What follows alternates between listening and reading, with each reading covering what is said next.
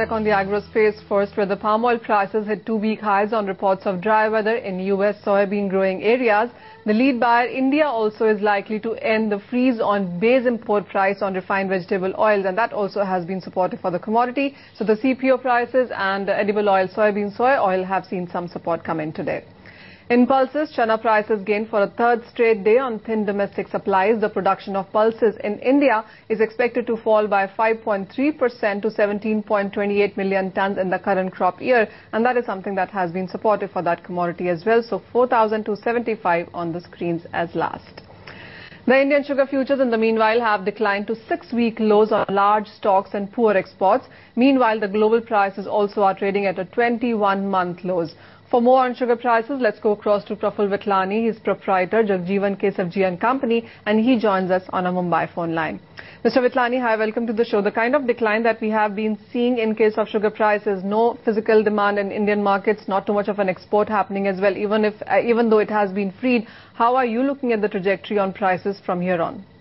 It looks dicey because this 21-month low, as you say, is the right, and unfortunately now the demand is better for the raw sugar, but our season is over, so we cannot make the raw sugar. We have the white sugar, and white sugar demand is poor in the export markets. And since the export deals are not taking place, so domestic market also get hit of it. And currently, yes, market is very dicey and doesn't look any improvement for another 2 months over here. So, Mr. Vitlani, how much of a decline further in the prices would you say in percentage terms? Since you said 2 months are going to be weaker further, so would you say 3-5% of a decline is not ruled out?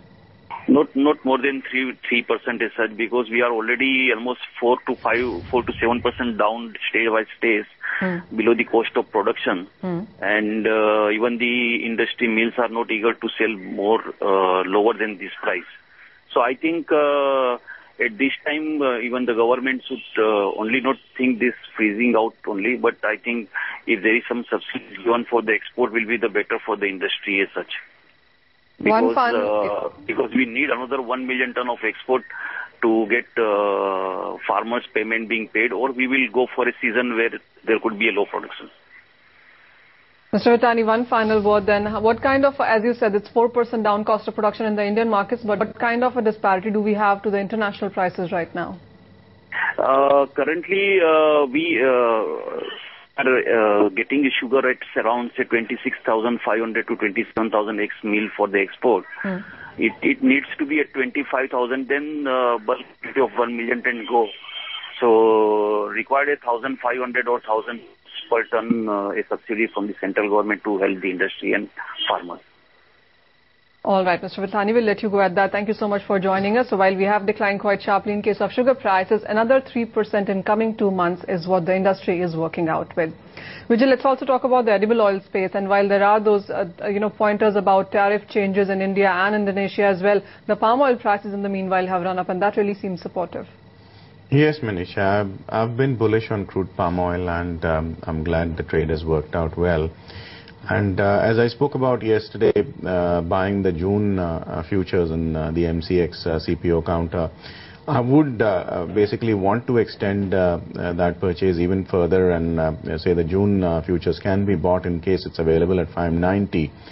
I would expect to book profits between 595 to maybe even 598 levels. That's where I expect the short-term momentum to go up to. And at lower levels, I think the 585 level should be a good support in the June series. Vijay, final word on chana as well, because that really seems bullish and it's holding 4,200, I beg your pardon. People are talking about 4,500 kind of levels and beyond that in coming couple of months. Do you think it has that much steam? Well, Manisha, our recent experience with agri-commodity tells you that anything can really happen in agri-commodities. So where talking about projected price levels is concerned, I think it's agri-commodities are a different animal altogether. So I wouldn't really be surprised to see 4,350, 4,400 come on this counter. But let's not forget the depth that this counter lacks. The kind of volumes that are required are not there on a well-traded commodity. So volatility and impact cost will be fairly high. I would not really have the courage to go out and buy at the current levels. All right, Vijay, we'll let you go at that. Thank you so much for joining us. So as of now, looking bullish in most of those agro commodities, whether it's sugar or chana or the edible oil space, all of that seems to be performing well on the higher side here.